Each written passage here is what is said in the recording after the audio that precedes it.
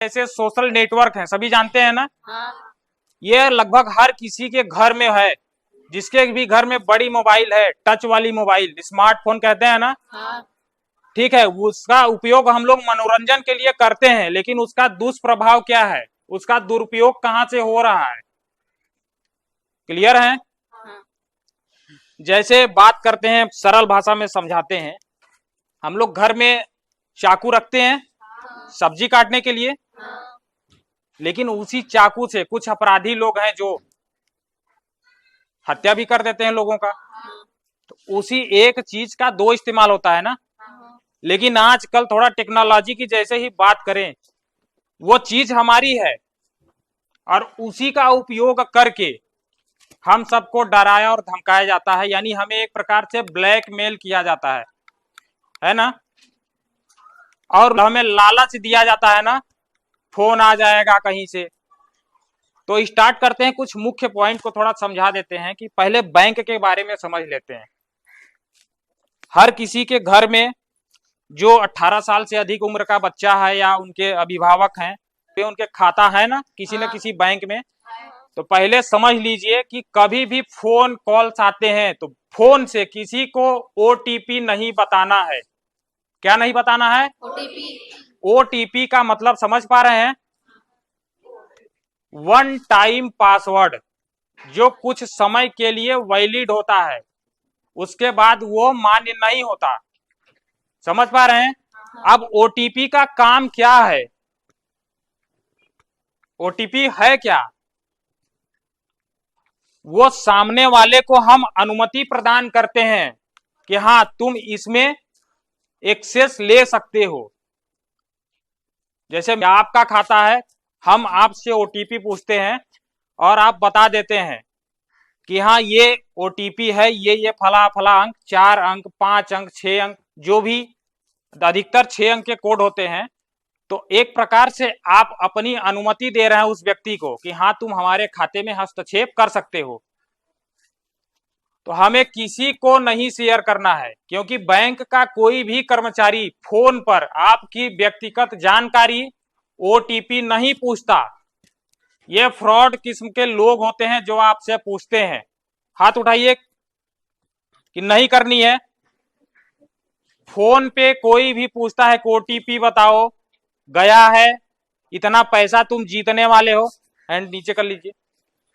तो नहीं बताना है। बताना है किसी को नहीं। बताओगे तो खाते में जो भी पैसा है वो पूरा गायब। और फिर वही रोते हुए आप जाओगे किसी और के पास, अपना दुख भरी कहानी सुनाओगे। आप लोग सुनाओगे ना कि भैया एक तो फोन आया था, फॉर्च्यूनर मिलनी थी, ऐसा ऑफर था, लकी ड्रा लग गया था, हम जीतने ही वाले थे, कुछ ही मिनट में करोड़पति बनने वाले थे और बन गए रोडपति। बन गए ना। तो गलती किसकी थी? हमारी। गलती तो हमने खुद की है, सजा कौन भुगतेगा? हाँ। थोड़ी और कुछ चीजें हैं, कुछ गलतियां अनजाने में हो जाती हैं।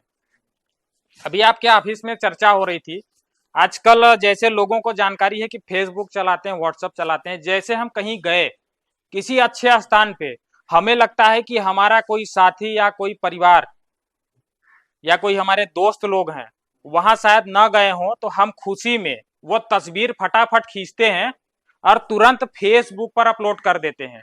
करते हैं ना। हाँ। हमारे मन में क्या होता है कि हमारा नाम होगा, यही होता है ना। लोग हमारी तारीफ करेंगे, अरे ये तो नैनीताल गया है, अरे ये तो जम्मू कश्मीर चला गया, ये देखो नेपाल घूम के आ रहा है। ठीक है, आपने अपने तरीके से उस पोस्ट को शेयर किया, लेकिन वहीं पे आपके जो विरोधी लोग हैं उनको क्या पता चल गया? उनको पता चल गया कि ये नेपाल गया है। कहाँ गया है? नेपाल। ये नैनीताल गया है। कहाँ गया है? नैनीताल। अब उसको आपकी जानकारी हो गई आप कहाँ हो सकता है आपके खिलाफ कोई षड्यंत्र रच दे वहीं पे। ठीक है। हाँ।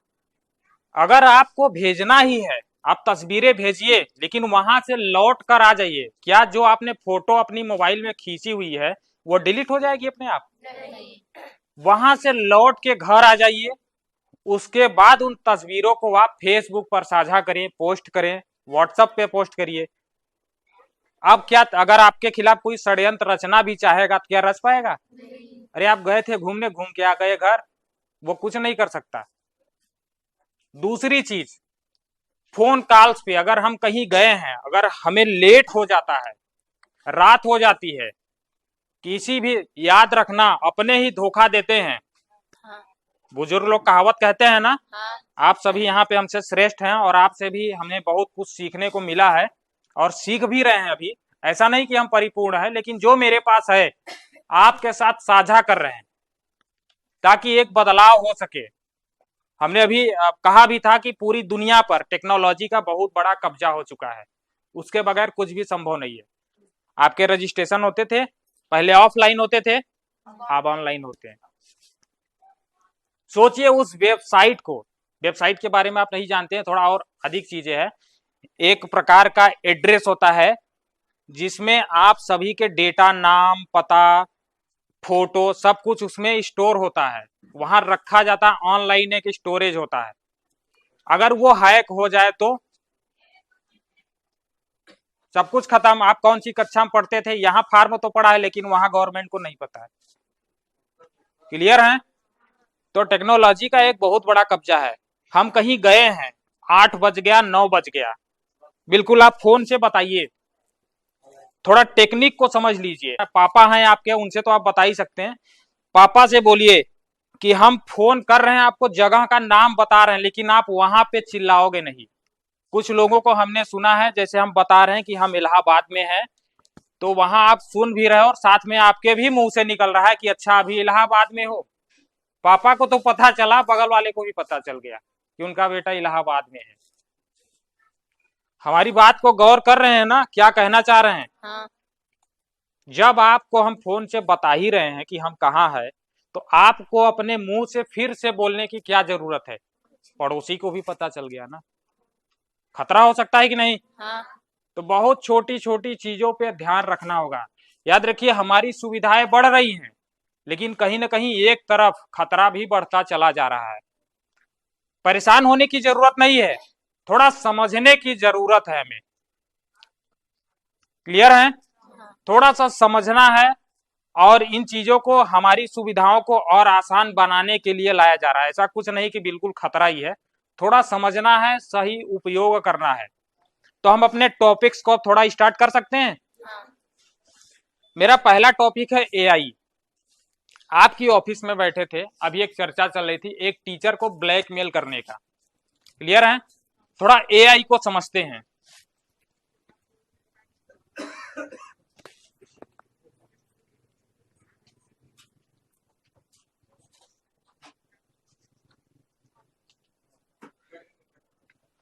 आर्टिफिशियल इंटेलिजेंस कहते हैं इसको।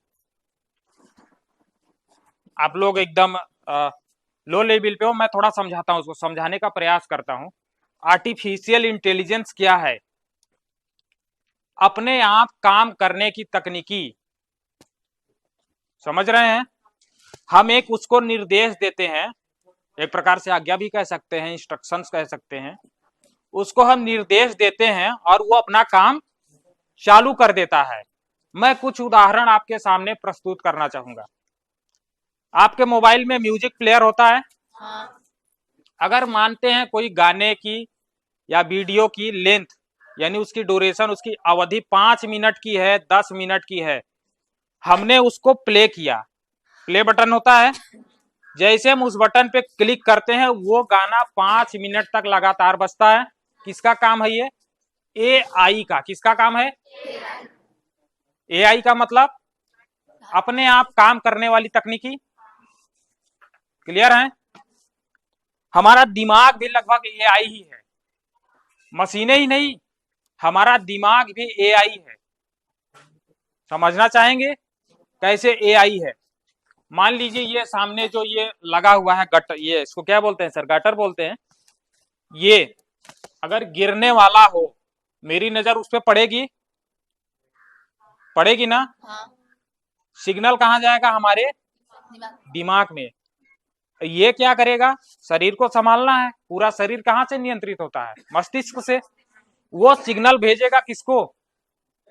पहले तो समझेगा, इनको भेजेगा कि चलो यहां से हट लो, नहीं तो काम तमाम हो जाएगा। तो हमारा दिमाग भी एआई की तरह ही लगभग काम करता है। ठीक है, एआई तकनीकी को बनाया कौन है? हम लोगों ने ही बनाया है, मनुष्य ने बनाया है ना। दूसरा, अब यहाँ पे एआई को हम समझ गए और इसका दुरुपयोग समझिए थोड़ा सा। फेसबुक को ही उठाते हैं, फेसबुक लगभग सभी लोग चलाते हैं ना। दुरुपयोग क्या है?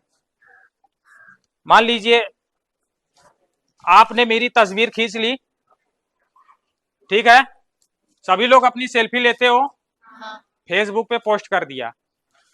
उस इमेज को आपका दोस्त जो भी फेसबुक पे फ्रेंड है वो डाउनलोड कर लिया, जो आपके खिलाफ षड्यंत्र करना चाहता है। अब क्या किया? यहां से गले को हटा दिया। क्या किया? किसकी तस्वीर लगा दिया? एक लड़की की। किसकी लगा दिया? था तो मैं लड़का, क्या बन गया? कितने लोग हंसेंगे ये फोटो देख के? हंसेंगे कि नहीं? फेसबुक वाले उल्टा सीधा कमेंट करेंगे। उसके बाद किसी की नग्न तस्वीर लगा देंगे। चेहरा मेरा है, याद रखिए, चेहरा मेरा है, फोटो किसकी लग गई? नग्न तस्वीर, बिल्कुल जो देखने लायक नहीं है। लोग क्या कहेंगे? ये बंदा बदनाम हो गया, देखो यहां फंस गया, ये ना कहेंगे। लेकिन उसके पीछे की असलियत कुछ और है। हम हंसने क्यों लगते हैं? क्योंकि हमें जानकारी नहीं है। हम इतना ही जानते हैं कि फेसबुक पे एक आईडी बनानी है और उस पे इस फोटो को साझा कर देना है, लोग लाइक करेंगे और कमेंट करेंगे। लेकिन जिसकी फोटो वायरल हो रही उसकी तो बड़ी भारी बेइज्जती होगी, कहीं नहीं जाएगा, वो जाएगा। तो बगैर सोचे और समझे किसी की तस्वीर पे पोस्ट पे कमेंट भी नहीं करना चाहिए। अगर इस तरह की तस्वीरें आप देखिए व्हाट्सएप पे, फेसबुक पे, तो बिल्कुल कमेंट मत करिए, क्योंकि ये काम किसके द्वारा हुआ था? एआई के द्वारा। ये पहले क्या था? फोटोशॉप नाम का सॉफ्टवेयर होता है, आप सभी जानते हैं, जिसमें फोटो बनाई जाती है। यहां से फोटो एडिट हुई, पता चल जाता था कि हाँ ये फोटो जोड़ी हुई है। सर समझ पा रहे हैं ना? फोटो जोड़ी हुई है। लेकिन जैसे ही एआई आया, कोई माई का लाल नहीं है जो बता दे कि ये फोटो जोड़ी हुई है। क्यों? क्योंकि ये अपने आप उसको ऐसा एडिट करेगा ना, आप बता ही नहीं सकते। सर बिल्कुल आदमी बता ही नहीं सकता कि ये फोटो जोड़ी हुई है, लगेगा एकदम ओरिजिनल है और आप परेशान हो जाओगे। क्योंकि एआई जो है, कंप्यूटर अपने हिसाब से उस फोटो को एडिट करता है। अब कंप्यूटर काम कर रहा है तो निश्चित ही अच्छा काम करेगा भाई ना वो थकता है, क्योंकि हमारी तरह इंसान नहीं है। थकना भी तो नहीं कि अच्छा थक गया तो कहीं गलती कर देगा। थकते हम लोग हैं, हम इंसान हैं। वो अपना काम, हम जो उसको कोई काम सौंपेंगे ना, बड़ी अच्छी तरीके से करेगा। समझ पा रहे हैं?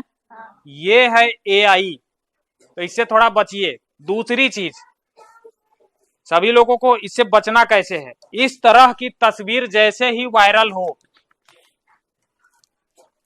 आप डाउनलोड करने के लिए कुछ देर तक उस स्क्रीन पे ऐसे टच किए रहते हैं तो ढेर सारे ऑप्शन आते हैं। हाँ। शेयर करना है, कॉपी करना है, फॉरवर्ड करना है, आते हैं ना। हाँ। उसी में एक ऑप्शन लिखा होगा रिपोर्ट, REPORT। एक बार जाके देखिएगा, रिपोर्ट, इस पे क्लिक करना है और तुरंत लिखना है ये गलत तस्वीर है, गलत तरीके से पोस्ट की जा रही है। ठीक है? तो फेसबुक की बात हो या व्हाट्सएप की बात हो, जैसे ही आप इस रिपोर्ट पे आप क्लेम करोगे, तुरंत वो फोटो व्हाट्सएप द्वारा या फेसबुक द्वारा जांच में ले ली जाएगी और गलत पाई गई तो डिलीट भी कर दी जाएगी। और जिस आईडी के द्वारा ये फोटो अपलोड हुई है वो आईडी भी ब्लॉक हो जाएगी। जैसे आपकी स्कूल में कोई बच्चा गलती कर दे तो शिक्षक लोग क्या करेंगे? उसको पहले समझाएंगे, नहीं माना तो नाम काट के तो फेसबुक भी क्या करेगा? नहीं समझोगे तो तुम्हारी आईडी ब्लॉक, तुम्हारा ईमेल आईडी ब्लॉक, तुम्हारा नंबर ब्लॉक, सब कुछ ब्लॉक, तुम भी ब्लॉक हो जाओगे, है ना? नहीं समझेगा तो पुलिस वाले उसको ब्लॉक कर देंगे कि आओ, किसी को बदनाम करने का फायदा क्या है, देख लो कितना फायदा है, पकड़ के ले जाएंगे पहला फायदा, इसके बाद ले जाएंगे कुटाई करेंगे दूसरा फायदा, करेंगे कि नहीं? मुकदमा कायम कर जेल भेज देंगे तीसरा फायदा, फायदा ही फायदा है।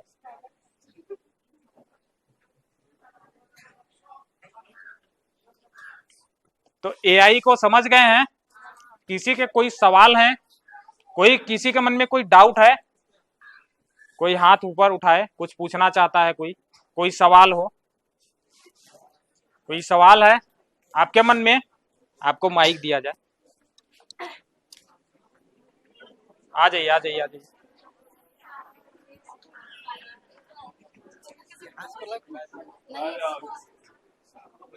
यहीं आ जाइए, यहीं आ जाइए।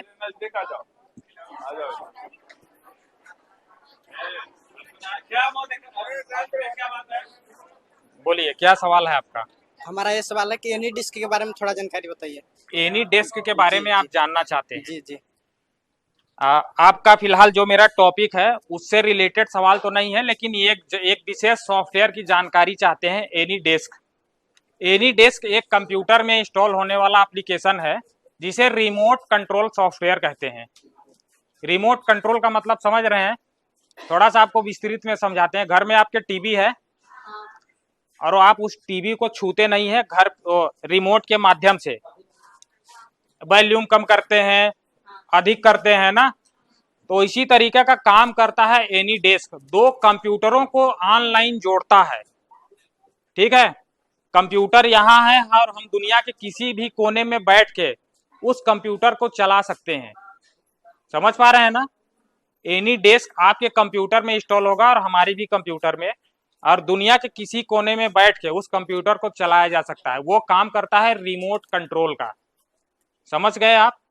ये काम है एनी डेस्क का। थैंक यू, आपने बहुत अच्छा सवाल किया। बताने से मोबाइल कंट्रोल हो जाता है इससे? नहीं, ये गलत चीज है। नहीं, मोबाइल से मोबाइल हो जाता है। हम एक बार देखिए, वो हैक नहीं होता, हैक एक अलग प्रोसेस होता है। हैक का मतलब क्या होता है समझिए। जैसे ही कोई चीज हैक होती है वो आपके नियंत्रण में नहीं होती। समझ पा रहे हैं? जी। जब कोई चीज हैक होती है वो आपके नियंत्रण में नहीं होती, दूसरे के नियंत्रण में हो जाती है। लेकिन एनी डेस्क का काम क्या है? आप भी चलाओगे और हम भी चलाएंगे, तो यहाँ तो दो लोग नियंत्रित कर रहे हैं।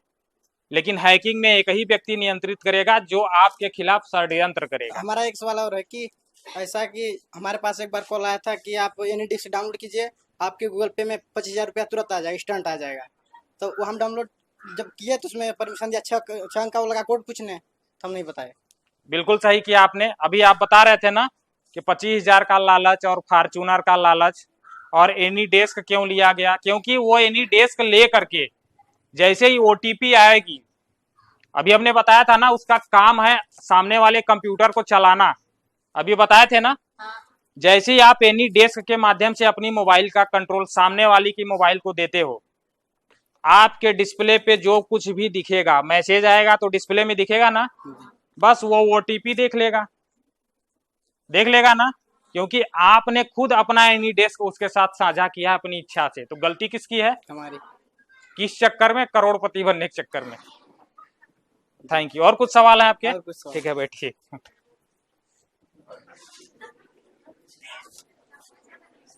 बहुत अच्छा सवाल किया था आपने, और ऐसे ही सवाल करेंगे तो ही जवाब आपको मिलेंगे, ठीक है? अब बात करते हैं, दूसरा टॉपिक है हमारा UPI working process.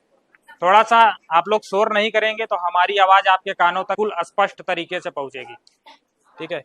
UPI working process, ये यूपीआई है क्या?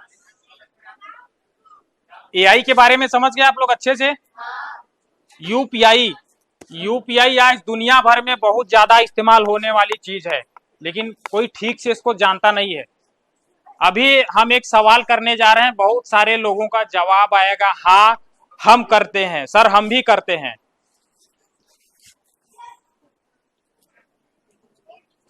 फोन पे कौन कौन इस्तेमाल करता है? फोन पे कौन कौन इस्तेमाल करता है? हाथ उठाइए। बोले ना कि एक ऐसा सवाल करते हैं जिसमें बहुत सारे लोग कहेंगे कि हम करते हैं। क्या है फोन पे? गूगल पे, पेटीएम, सभी लोग इस्तेमाल करते हैं लगभग। थोड़ा इसको समझते हैं, ये काम कैसे करता है, हम सेफ कैसे हैं, और इनमें होने वाले जो फ्रॉड हैं उनसे कैसे बचना है।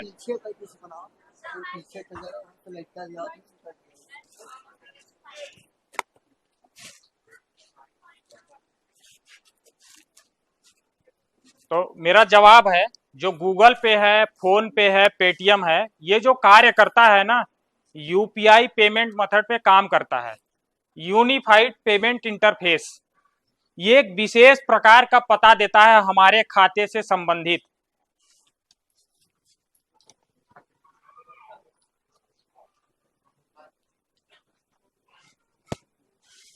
यूपीआई गूगल पे आप चलाते हैं, अब थोड़ा सा नीचे ध्यान दीजिएगा, वहां लिखा होगा यूपीआई। सर सभी लोग चलाते हैं, यहाँ पे यूपीआई लिखा होता है। उसी पेमेंट मेथड पे काम करता है गूगल पे, फोन पे और पेटीएम भी। क्लियर है? अब कैसे पहचानती है बैंक या कोई भी बंदा हमें पैसा भेजना चाहता है तो वो कैसे हमारे खाते में सही सही जाता है? कभी दिमाग में सवाल आया है कि हम जैसे ही फोन पे का नंबर इंटर करते हैं, बहुत लोगों का कहना है कि लिंक होता है खाते से। लिंक तो गूगल पे, फोन पे, पेटीएम बनाने से पहले भी हमारा फोन था, नंबर था, है था कि नहीं? खाते में पहले भी लिंक था, लेकिन वहीं पे एक विशेष चीज फिर से लिंक होने जा रही है। फोन पे, गूगल पे, पेटीएम, उसको एक विशेष प्रकार का पता दिया जाता है जिसे कहते हैं वीपीए, वर्चुअल पेमेंट एड्रेस। समझ पा रहे हैं? यूपीआई आईडी कह सकते हैं हम। जैसे आपका कोई भी नंबर हो इस प्रकार से करके, और लास्ट में इस तरीके से लिखा होता है @YBL। कितने लोग इस तरह तरीके से एड्रेस देखते हैं? कोई देखा है? ये होती है यूपीआई आईडी, और ये एक विशेष प्रकार का एड्रेस होता है। अगर ये एड्रेस एक बार दुनिया के किसी भी व्यक्ति का बन गया, वो दोबारा किसी का नहीं हो सकता। जब से आपका एक्टिव है, दूसरा उस एड्रेस को एक्टिव नहीं कर सकता। और इसी तरीके से हम फोन पे, गूगल पे, पेटीएम का इस्तेमाल करके उस व्यक्ति को, सामने वाले व्यक्ति को जिसको हम पैसा देना चाहते हैं, ऑनलाइन पेमेंट कर लेते हैं। समझ पा रहे हैं? अब इसमें फ्रॉड कैसे होता है, थोड़ा सा समझते हैं फ्रॉड कैसे होता है।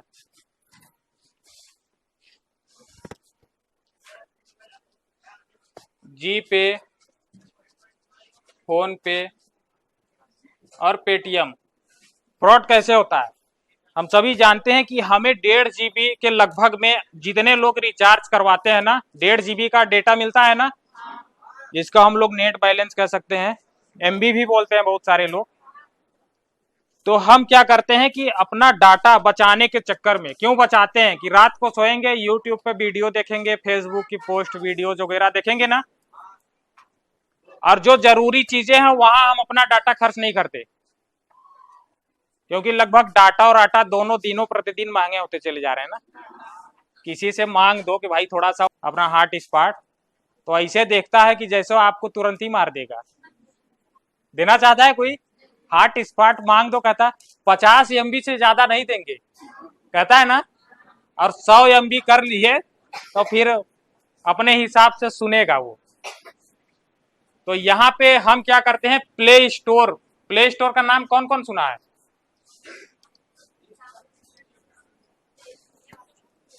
जैसे हमने आज फोन पे इंस्टॉल किया है, 2 महीने 4 महीने तक हम क्या करते हैं, वैसे ही पड़ा है, वही पिन है, जो भी पिन हम डाले हैं 4 अंक 6 अंक का, उस पिन को हम दोबारा नहीं बदलते, साथ में हम उसे अपडेट नहीं करते। प्ले स्टोर में जाइए, जो बहुत पुराने एप्लीकेशंस हैं, अपडेट करिए। अपडेट करना क्यों है, क्यों जरूरी है अपडेट करना? मुझे लगता है कि कुछ लोग हंस रहे हैं, शायद मेरी बातें समझ नहीं आ रही है ना? पीछे से कोई सवाल करना चाहता है? कोई है? सीधा सा फंडा है कि मोबाइल में जो भी एप्लीकेशन इंस्टॉल्ड हैं गूगल पे बैंकिंग रिलेटेड या आपके आधार संबंधित, उसको समय समय पर अपडेट करते रहिए अगर फ्रॉड से बचना है तो। अपडेट इसलिए करते हैं कि जो भी तीसरा व्यक्ति हमारे उस गूगल पे, फोन पे या पेटीएम पे नजर रख रहा है या उसमें पहले से एक्सेस पाया हुआ है, उसका कब्जा है, वो खत्म हो जाएगा। सर समझ पा रहे हैं ना? क्यों अपडेट करना है एप्लीकेशंस को? क्योंकि हम जिंदगी भर कमा तो रहे हैं, लाखों रुपए हैं, लेकिन हमारी एक छोटी सी गलती से वो पूरा पैसा गायब हो गया। कौन ले गया? हम अपना डाटा बचा के रखे हैं। वीडियो देखने के लिए पता लगा बैंक से पैसे गया, वीडियो से छोड़ो खाना भी नहीं खाएंगे रात को, पैसा ही गायब हो गया सब। भाई दिमाग टेंशन में है। इन सब से बचने का एक ही उपाय है, समय समय पर उन सभी एप्लीकेशंस को अपडेट करते रहना है। व्हाट्सएप भी, क्या व्हाट्सएप भी, अगर कोई भी बंदा स्मार्टफोन लिया है तो जरूर व्हाट्सएप बनाया है, बनाया कि नहीं? फेसबुक आईडी भले ही ना हो लेकिन व्हाट्सएप जरूर बनाया है। व्हाट्सएप को जरूर अपडेट करना है। साथ में व्हाट्सएप को लॉगिन करने का जो प्रोसेस है, फ्रॉड कैसे होता है इसमें? सर आप हमारे दोस्त हैं, आपका फोन हमने लिया और मोबाइल नंबर डाला आपका, और आपका व्हाट्सएप हमारे मोबाइल में चालू हो गया। क्लियर है? अब चालू है आपको नहीं पता है, चालू है आपको नहीं पता है, क्योंकि आजकल क्लोन वाले ऐप आ गए हैं। एक ही नंबर से 2-3 व्हाट्सएप चलाओ ना क्लोनिंग करके। अब हम कोई गलत कमेंट कर दिया, अभी तक आपको खतरा नहीं, लेकिन जैसे ही गलत कमेंट करेंगे आपके ऊपर एक्शन ले लिया जाएगा। किसी बड़े अधिकारी को गाली दे दें आपके व्हाट्सएप आईडी से, क्या होगा? एक्शन नहीं लेगा वो। तो इससे भी कैसे बचना है? व्हाट्सएप खोलिए, अपडेट करिए, उसके बाद आप सिक्योरिटी वाले ऑप्शन में जाएं, वहां पर लिखा है 2 स्टेप वेरिफिकेशन, वहां पे जाके 5 अंक 6 अंक का एक गुप्त कोड डाल के रखिए। कौन कौन जानता है इसके बारे में? देखो सभी जानते हैं, इसीलिए बच्चे हो तुम लोग। ठीक है, आपके ओटीपी लेने के बाद ही वो कैसे काम करेगा, आपको बचाएगा कैसे? फिलहाल के लिए हमने आपका व्हाट्सएप लॉगिन कर लिया, 2-3 दिन बाद जैसे ही हम एप्लीकेशन को अपडेट करेंगे, क्या होगा? अगले वाले में वो गुप्त कोड मांगने लगेगा। जो चोरी से हमारा व्हाट्सएप अपनी मोबाइल में लॉगिन किया है उसको तो पता नहीं है, क्योंकि ओटीपी तो आपकी मोबाइल से ले लिया, लेकिन गुप्त कोड तो हमारे दिमाग में है। समझ पा रहे हैं? इसीलिए जरूरी है 2 स्टेप वेरिफिकेशन। सबसे मोस्ट चीज की बात करते हैं, इसी को थोड़ा आगे लेके। हमारे पास जो मोबाइल होती है, अगर प्ले स्टोर से कोई एप्लीकेशन डाउनलोड करना हो, ईमेल आईडी की जरूरत पड़ती है। कौन कौन जानता है?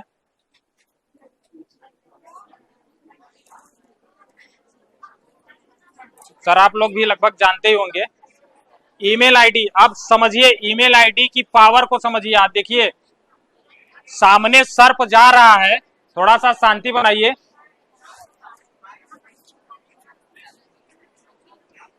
पीछे से आप लोग शोर शराबा करेंगे तो हमारी बात जाएगी नहीं। सामने एक सर्प जा रहा है, थोड़ा सा समझिए विस्तार से हम क्या समझाना चाह रहे हैं। सामने एक सर्प जा रहा है ना, हमने उसका नाम सुना है ना, उसकी पावर नहीं देखी। पावर देखी है? पावर कब पता चलेगी? जाके उसको छुओगे तो बताएगा। ऐसे उठाएगा और सीधा डसेगा, पता लगा कि सब कहानी खत्म। उस दिन से उसकी पावर पता चलेगी। तो सुनना और उसको समझना, दोनों में बहुत बड़ा फर्क है। आप लोग नहीं ध्यान दे रहे हो। नाम बहुत चीजों का सुना हमने दुनिया में, सुना है कि नहीं? नहीं सुने हैं?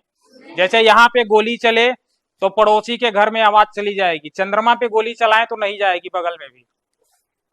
सुने, साइंस पढ़ते हैं तो कहीं ना कहीं कुछ रीजंस होते हैं, समझना बहुत जरूरी है। किस टॉपिक पे बात कर रहे थे हम अभी? ईमेल आईडी की। बहुत पावरफुल चीज है, समझिए। अगर इसको आपने सिक्योर नहीं किया है तो मैं गारंटी के साथ तो नहीं कहूंगा, संभावना हो सकती है कि भविष्य में आपके साथ साइबर क्राइम हो सकता है। चाहे आप बच्चे हो, चाहे शिक्षक हो, चाहे ग्रामीण वासी हो, भारत का कोई भी नागरिक हो, भविष्य में उसके साथ खतरा हो सकता है। उसको सिक्योर करना बहुत जरूरी है। आप वो चीज एक सिक्योर कर लीजिए तो समझिए 50% आप सिक्योर हैं, और 50% की जानकारी धीरे धीरे आपको देते रहेंगे।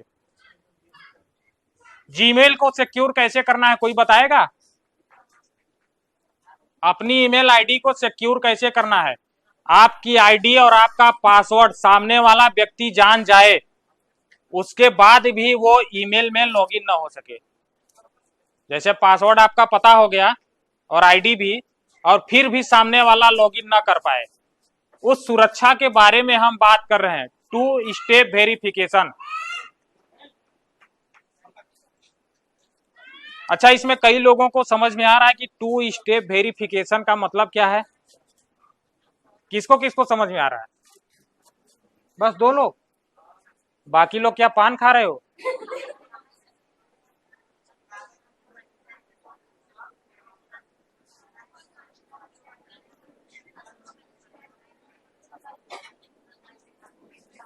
टू स्टेप वेरिफिकेशन का मतलब हिंदी में यह होता है कि 2 बार स्पष्टीकरण हो कि जो आईडी लॉगिन हो रही है वो व्यक्ति आप ही हो कि नहीं। नहीं समझ पा रहे हैं? थोड़ा और विस्तृत से समझाते हैं। ये विद्यालय है, पहले गेट पे ताला लगा था, एक गार्ड है वहां। जैसे हम इस विद्यालय में आना चाहेंगे तो गार्ड पूछेगा कौन हो भाई, अपनी पहचान बताओ। पहला लेयर वहां है, अपनी पहचान बताओ। मैं बताऊंगा मेरा नाम फला फला है, इस काम से हम एक्सेस करना चाहते हैं। जैसे ही हम यहाँ आते हैं, ध्यान दीजिए, जैसे ही यहाँ आते हैं एक नया सिस्टम, विद्यालय की बिल्डिंग है, यहाँ पे आपके प्रधानाचार्य मिले और टीचर्स मिले। अच्छा, वहां से यहाँ तक तो आ गए, समझ में आया, आईडी और पासवर्ड था। एक कोड और है 2 स्टेप वेरिफिकेशन में। यहाँ पे फिर हमसे पूछा जाएगा, अच्छा यहाँ तक आ गए हैं, गेट से अंदर कौन हो भाई? बिना पूछे गेट पे आ गए, पहले तो ये भी सवाल किया जाएगा। तो वहां अगर कोई नहीं रहेगा तो आ ही जाएंगे खटाक से। अगर आपने पासवर्ड नहीं लगाया है तो कोई भी आपकी आईडी लॉगिन कर लेगा।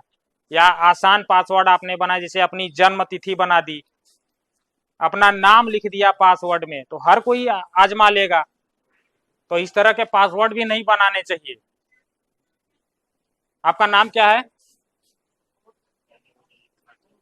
जो भी नाम है, अगर आप अपने नाम से पासवर्ड बनाए हैं और आपकी आईडी हमको मिल गई, हम आपका नाम लिख के 2-3 बार ट्राई करेंगे, जन्म तिथि डाल के ट्राई करेंगे, तो आसानी से अगर आपने वो बनाया है तो लॉगिन हो जाएंगे और हम कोई भी खुराफात उसमें कर सकते हैं बड़ी आसानी से। तो इस तरह का पासवर्ड भी नहीं बनाना है, मम्मी का नाम नहीं रख देना है, पासवर्ड में बिल्कुल अलग रखिए। इसके बाद जैसे हम यहाँ पे आते हैं, हमारा फिर वेरिफिकेशन हो रहा है ना। एक बार वेरिफिकेशन गेट पे हुआ ना, एक बार फिर हो रहा है।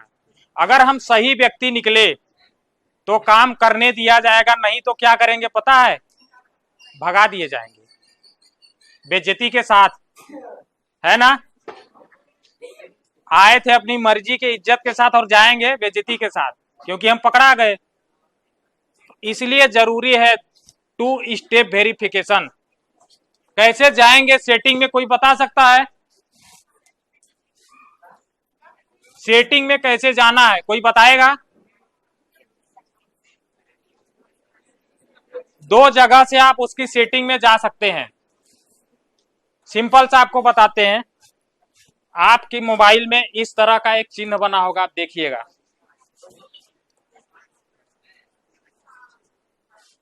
कौन कौन देखा है? लाल और सफेद रंग का एक आइकन होता है, इसी तरह लिखा होता है। इसको जीमेल कहते हैं। क्या कहते हैं? जीमेल कहते हैं ना। उसको आपको क्लिक करना है। सर आप लोग भी थोड़ा समझ पा रहे हैं ना? हमारी वीडियो बन रही है, जिसको नहीं समझ में आएगा 8 बार 10 बार आगे पीछे करके देख लेना, हम उस सेटिंग को समझा दे रहे हैं। जीमेल पे क्लिक करना है, उसके बाद आपका जीमेल खुलेगा।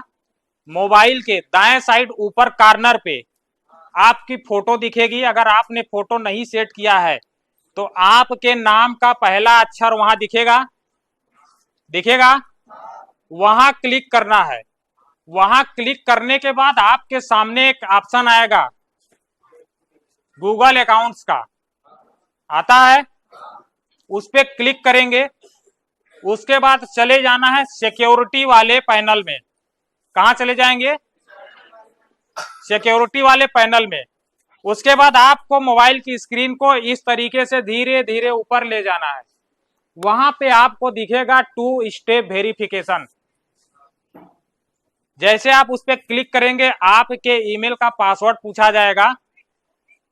उसके बाद आप अपना मोबाइल नंबर डालेंगे, किस माध्यम से आप 2 स्टेप वेरिफिकेशन में जो ओटीपी प्राप्त करना चाहते हैं, वो फोन के माध्यम से प्राप्त करना चाहते हैं या मैसेज के माध्यम से प्राप्त करना चाहते हैं, वो सारी डिटेल्स आपको वहां भरनी होगी।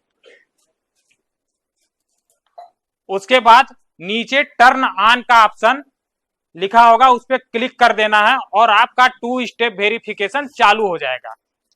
अब इसके बाद क्या होगा, जब कोई जीमेल लॉगिन करेगा तो पासवर्ड के साथ साथ वो कोड भी उसको डालना पड़ेगा, जो तुरंत आएगा मैसेज के माध्यम से, तब जाके आपका मेल वो खोल पाएगा। तो इस तरह से आप अपने आप को सुरक्षित करते हैं जीमेल अकाउंट से। क्लियर है? नेक्स्ट हमारा प्रोसेस है एईपीएस। बहुत बड़ा, लगभग मेरा मानना है कि भारत का हर नागरिक इस प्रोसेस को यूज करता है। एईपीएस, इसका पूरा नाम बता दें, आधार इनेबल्ड पेमेंट सिस्टम। ये मेथड क्या है? आधार नंबर से कहीं भी पैसा निकालने का जो प्रोसेस है वो एईपीएस है। आपके गांव में पैसे निकालने वाले लोग हैं जो आधार से पैसे निकालते हैं, आप वहां पे जाएंगे, सबसे पहले अपना आधार नंबर बताते हैं, इसके बाद अपने बैंक का नाम बताते हैं, कितना पैसा निकालना है वो फिल कराते हैं ना, इसके बाद वो फिंगर लगाता है या आप फिंगर लगाते हैं, जो भी पैसा निकालना चाहता है, और वो पैसा आपको दे देते हैं। अब आपके खाते से जो पैसा कटा है वो कहां गया? किसकी आईडी में?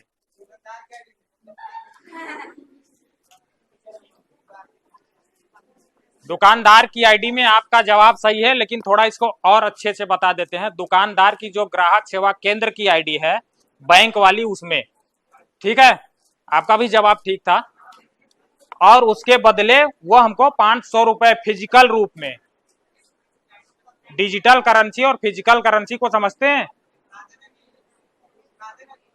हाँ, हाथ वाली जो करेंसी होती है उसको फिजिकल करेंसी कहते हैं, और जो हमको सिर्फ मोबाइल में दिखाई देती है वो डिजिटल फॉर्म में है, जिसको हम देख तो सकते हैं लेकिन छू नहीं सकते। और फिजिकल करेंसी को हम हाथ में पकड़ते हैं ना, तो ये होता है। अब ये इसके आगे एक छोटा सा सवाल है, आपको कभी समझ में आया? एक प्रोसेस समझाते हैं, वर्क कैसे करता है। इसका हमने परिचय तो करा दिया, कैसे पता चलता है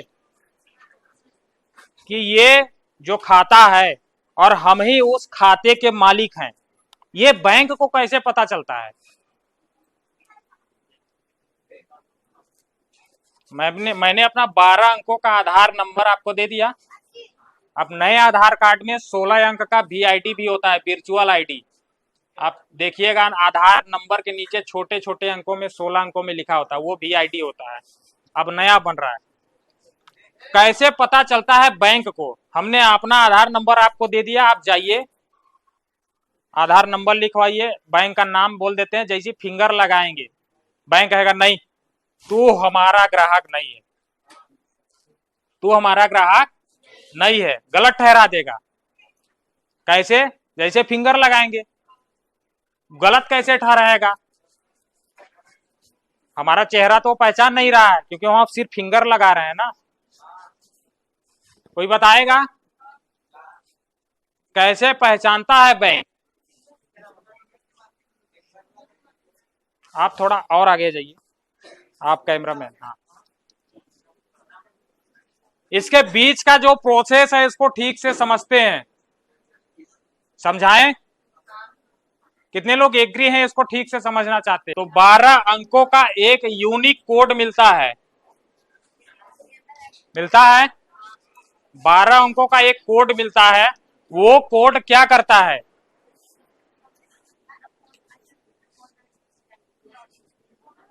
हमें एक पहचान प्राप्त करवाता है कि भारत के हम एक नागरिक हैं। ये तो है ही, पूरी तरह से स्पष्ट नहीं करता क्योंकि आधार के लिए वोटर आईडी का साथ में होना जरूरी है। आधार कार्ड से हम पूरी तरह प्रमाणित नहीं कर सकते कि हम भारत के ही नागरिक हैं। उस 12 अंक के यूनिक कोड पे जब हम आधार कार्ड बनवाते हैं तो वहां पे मशीनों पे हमारा इसे हाथ रखवाया जाता है। कौन कौन जानता है? उसके बाद एक मशीन लगाई जाती है आंखों में जिसे इरिस कहते हैं, रेटिना कवर करता है। अब ये सब चीजें जो ली गई है वो उस नंबर पे जाके सुरक्षित हो गई है, यानी कि इस नंबर पे इस नाम का व्यक्ति है और इस व्यक्ति का फिंगरप्रिंट है, सब कुछ है। क्लियर है? अब सभी को बैंक के साथ साझा किया जाता है। जैसे ही हम पैसा निकालने के लिए जाते हैं, अपना फिंगर लगाते हैं वो आधार नंबर डाल के, वहां से तुरंत एक मैसेज जाता है कहां पे? आधार की संस्था के पास, कि क्या आप हमें अनुमति प्रदान करेंगे पहचानने में कि ये वही व्यक्ति है जो आधार नंबर इनपुट किया गया है। अगर वो वहां से वेरीफाई कर देगा तो आप जो भी पैसा निकालना चाहते हैं वो निकल जाएगा। ये एक छोटा सा प्रोसेस था कि आधार कार्ड से जो पैसे निकालते हैं आखिर उसके बीच का प्रोसेस क्या है। क्लियर है? अगला टॉपिक,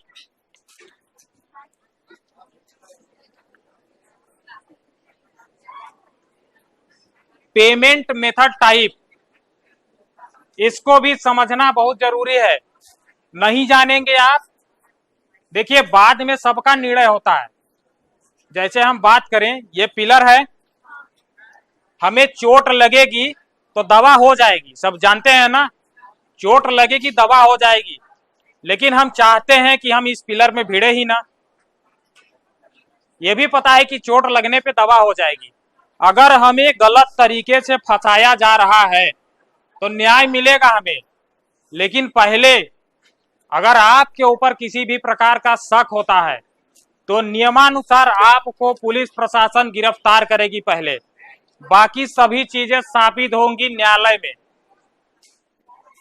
और उससे ही पहले यदि हमको जानकारी रहेगी तो जो भी पुलिस प्रशासन के आला अधिकारी हमको गिरफ्तार करने के लिए, हमसे पूछताछ के लिए आएंगे, हम अपने आप को तुरंत ही प्रूफ कर देंगे कि सर इसमें मेरी कोई गलती नहीं है। लेकिन कैसे साबित करेंगे? जब हमको जानकारी रहेगी तभी तो साबित करेंगे। हमको तो पता कुछ नहीं, फलानवा आया बताया सर ये दुकानदार 50,000 रुपए हमारा निकाल दिया। अब उसको पता नहीं है, वो तुरंत उठा, सर सर सर हम नहीं निकाले। अरे ऐसे कहने से जो पेमेंट मेथड है थोड़ा समझ लीजिए। 2-3 पेमेंट मेथड बताएंगे, 1 मिनट और समझ लेंगे, फटाक से समझना है। अगर कोई आप पे आरोप लगाता है, दुकानदार हो या आप हो, कई ऐसे लोग हैं जो नॉर्मली आईडी घर में रखती हैं, पैसा रुपया घूम के निकालते हैं। गाँव में निकल गया, कोई लेडीज है कोई जेंट्स आरोप लगा है कि फलाने का बच्चा आया था और पैसा निकाल के ले गया, तो जान लो आप सबसे पहले उसके खाते का स्टेटमेंट निकलवाएंगे। अगर AEPS द्वारा निकाला गया है तो ही साबित होगा कि वो पैसा फिंगर के द्वारा निकाला गया है। किसके द्वारा? आधार इनेबल पेमेंट सिस्टम। अगर कोई और पेमेंट मेथड उसमें दिखता है, IMPS फंड ट्रांसफर ही कहते हैं इसको, इमीडिएट पेमेंट सिस्टम, तो आप बच गए, बस हो गया। सिंपल सा चीज, आपको जानकारी है। स्टेटमेंट निकला है, वहाँ IMPS लिखा है, मतलब ये पैसा अंगूठा लगा के नहीं निकाला गया है। और AEPS लिखा है, मतलब हाँ अंगूठा लगा के निकाला गया है।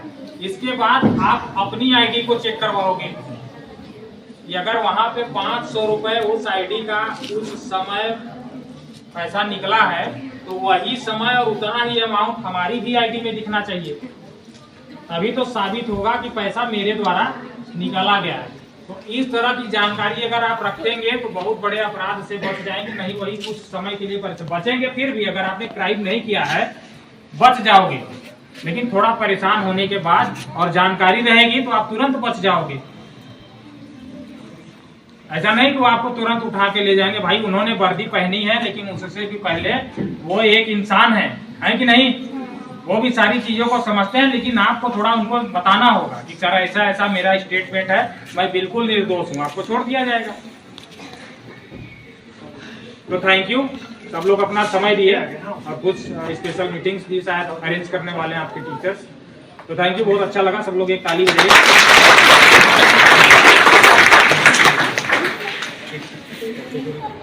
हंसी हो गया।